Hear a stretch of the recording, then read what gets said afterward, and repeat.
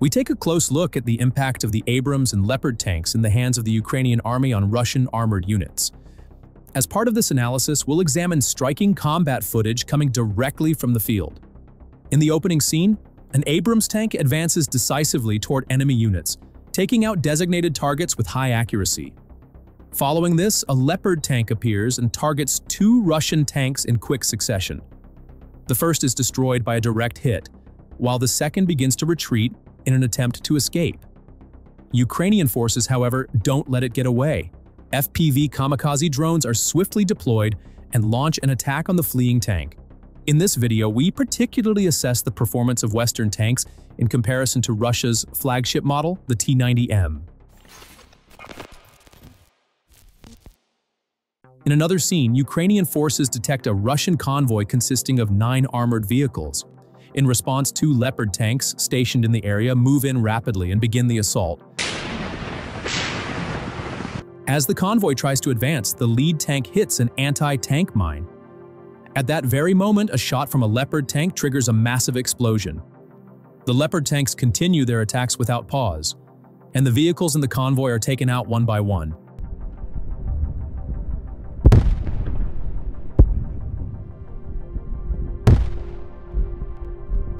Following the strikes, the formation of the Russian convoy collapses entirely. As the vehicles start to pull back, some Russian infantry dismount from the armored vehicles in a panic and attempt to flee on foot. However, not all vehicles manage to retreat. Several APCs continue to advance and deploy troops among damaged structures. The Leopard tank targets these fleeing APCs as well. With successive shots, it destroys the vehicles.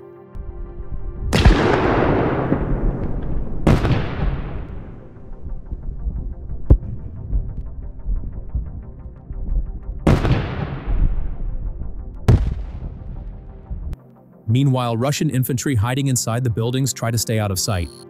Ukrainian forces use FPV drones to locate these elements and relay the information to the Leopard tanks. Upon arrival, the Leopard tank targets the building harboring enemy troops and opens fire. With each strike, the chances of survival for the soldiers inside drop further. As the building collapses, the troops inside are left with almost no way out. After successfully completing its mission, the Leopard tank moves toward another detected shelter in the area. It launches a rapid series of strikes at this nearby structure. The shots, fired from multiple angles, aim to neutralize all resistance inside.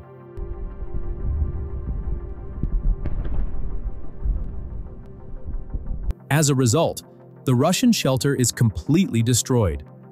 Later in the day, Ukrainian forces detect 2 more Russian tanks moving in the area. Once the coordinates are confirmed, a Leopard tank moves swiftly to engage the targets. The tank positions itself for visual advantage and opens fire. With precise hits, both Russian tanks are destroyed.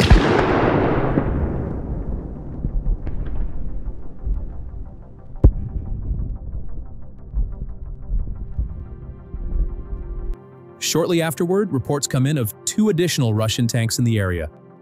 The Leopard tank quickly advances toward the new coordinates.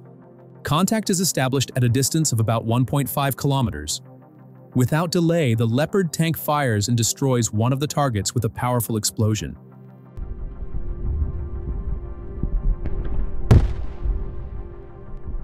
Witnessing the strike, the other Russian tank begins to retreat rapidly. One notable detail in the footage is that most of the tanks are destroyed with a single hit. This outcome can vary depending on the type of ammunition used, the angle of impact, and the target's armor structure. So, how resistant are Leopard tanks to enemy attacks? To answer this question, let's evaluate the footage we're about to watch together.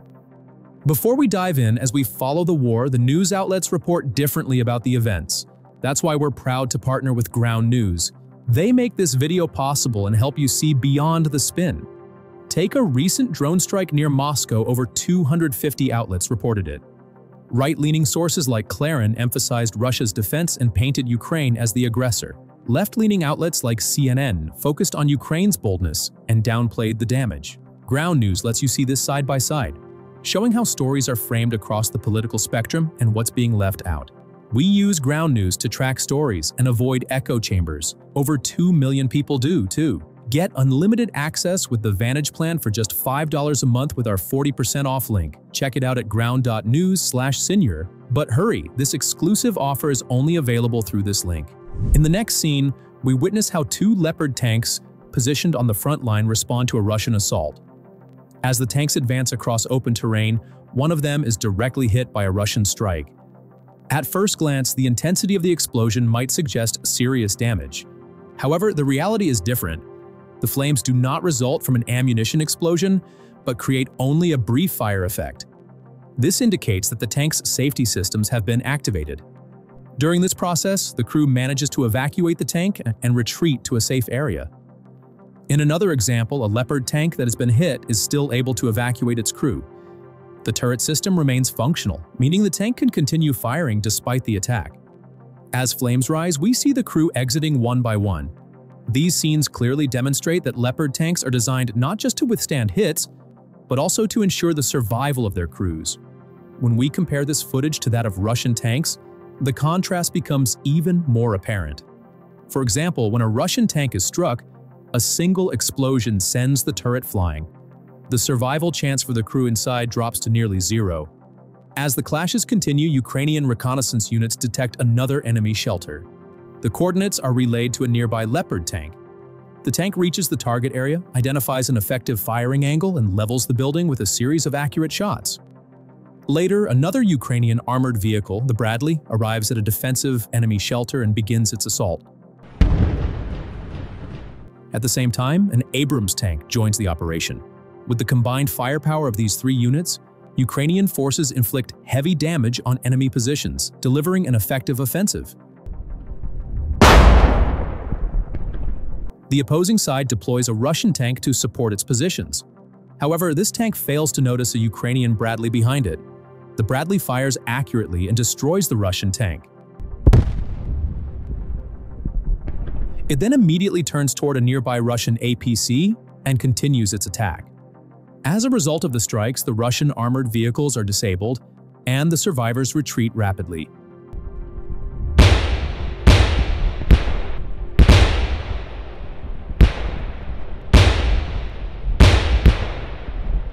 In the following footage, we see the Bradley engaging in another duel. Russian forces are advancing with a modern BTR-82A armored vehicle. Upon spotting the vehicle, the Ukrainian Bradley quickly responds. The impact of the shots causes significant damage to the BTR-82A. The vehicle retreats into the ruins, allowing the crew inside to evacuate.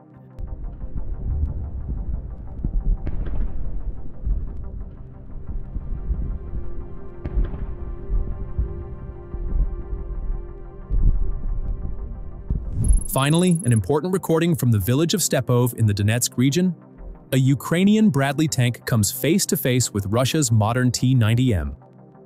The Bradley makes the first move and fires, then maneuvers to join another Bradley nearby.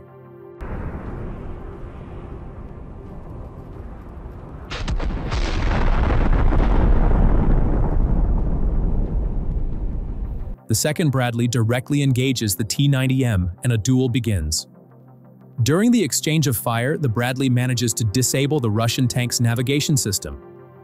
With the disruption of the navigation system, the Russian tank can no longer proceed along its pre-designated route, cannot perform coordinate-based targeting, and is unable to quickly retreat when necessary. This can lead to the tank being rendered ineffective, especially in coordinated attack or defense operations, and may even expose it to the risk of friendly fire. If the tank crew loses its direction, the vehicle could stray into enemy lines or become isolated from its own forces. This sets the stage for the tank to be left vulnerable and neutralized. If such a disruption attempt is applied not only to a single tank, but also to a broader range of vehicle systems, it could result in a severe command and control breakdown within the Russian forces. In the battlefield, direction and timing are everything. Navigation failure means units cannot advance synchronously, targets are missed, and operations are compromised. As a result of the operation, the Russian tank is neutralized. Let's take a look at the aftermath. You can see that the turret is rotating uncontrollably. Stepov village in the Donetsk region, located northeast of Avdiivka, is a small settlement but plays a critical role in the course of the Ukraine-Russia war. Despite its size, Stepov holds significant strategic importance. Its proximity to the main supply routes leading to Avdiivka means that controlling this village directly affects the defense and offensive capacity in the area. The Russian forces' attempt to advance through Stepove to encircle Avdiivka is testing the resilience of Ukrainian defenses and highlights Russia's tactical objectives on the Eastern Front. From a Ukrainian perspective, the importance of Stepov is not only geographic but also psychological. Losing this village could increase the risk of Avdiivka being isolated, which would threaten both the stability of the front line and moral superiority. Therefore, Ukrainian forces are putting substantial effort into strengthening defense lines around Stepov, attempting to block Russian advancements using drones and artillery systems. Moreover, the open terrain surrounding Stepov makes both attack and defense operations challenging. This situation allows the Ukrainian army to turn the topography to its advantage, delaying Russian assaults. Every position in the village is crucial for buying time and preparing deeper defense lines. Defending Stepov for Ukraine is not merely about holding a village, it is a vital part of a larger defense strategy. Now, let's take a closer look at the performance of Russia's flagship T-90M tanks on the battlefield and their responses to the hits they take. One of the biggest weaknesses of the T-90M is the ease with which its ammunition catches fire when it takes damage.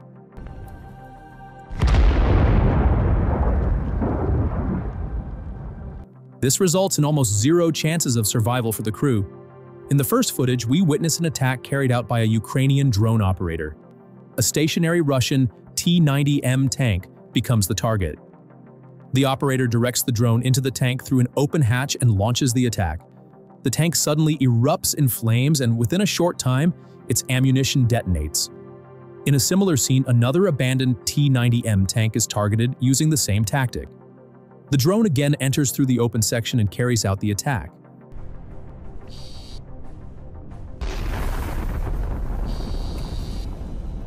The result is the same. The tank is completely destroyed, engulfed in intense flames and explosions. In such attacks, if there is a crew inside, the chances of survival are nearly impossible. In another scene, a Russian T-90M is actively engaged in combat. As soon as the Ukrainian forces spot the tank, they counterattack with an FPV drone. The first drone targets the engine compartment, immobilizing the tank.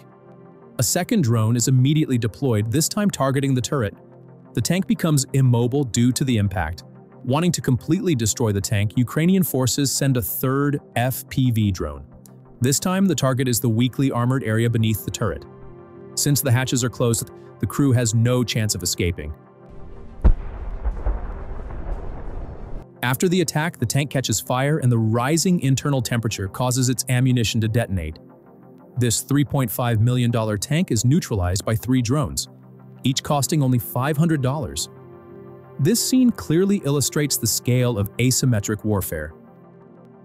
What are your thoughts on these images? Feel free to share your comments. Now, let's examine an attack by a drone carrying a grenade on a T-90M tank. Again, the tank is stationary, and once again, the hatch is left open. The operator drops the grenade directly inside.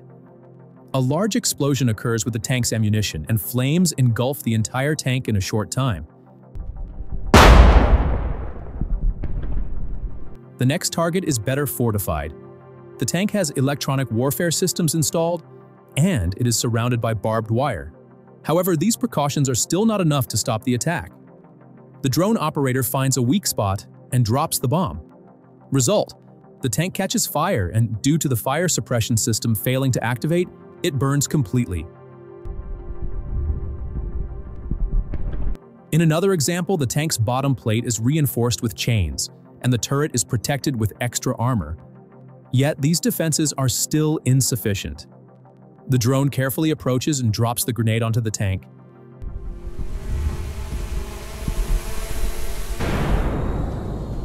Initially, there's no significant damage, but shortly after, flames begin to rise. The heat causes the tank's ammunition to explode, and the vehicle is completely destroyed.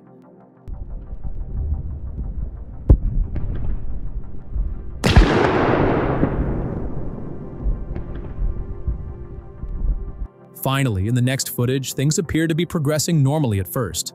The T-90M tank is maneuvering, firing, and carrying out a regular mission. However, it suddenly enters a minefield. An explosion occurs and the tank is immediately rendered ineffective.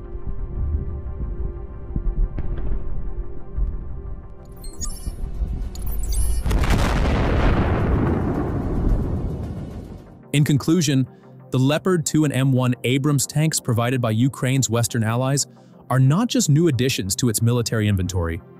They are powerful symbols of solidarity and resistance. These tanks surpass Russian-made systems like the T-72, T-80, and T-90 in many aspects. With more advanced targeting systems, stronger armor, and electronics tailored for modern battlefields, they provide the Ukrainian army with both a strategic edge and a boost in morale. But it's important to recognize this. Wars are not won by specifications alone, not by armor thickness, firepower, or range. Behind Ukraine's effectiveness on the battlefield stand the skilled soldiers who operate these machines, the unshakable belief in defending their land, and the unwavering support of the people. Ukraine fights not just because it possesses superior tanks, but because it knows exactly what it is fighting for. While Russian tanks may still hold the advantage in numbers, they are increasingly falling behind in quality. In today's warfare, armor alone is not enough. Communication, intelligence, coordination, and quick adaptability are now critical. And that's exactly where Western-supplied tanks become more than machines. They become vital components of a modern, agile fighting force. With the Leopard 2 and Abrams, Ukraine sends a clear message, not just on the battlefield, but to the world. This war is not only about territory. It is about freedom, sovereignty, and the fight to defend democracy.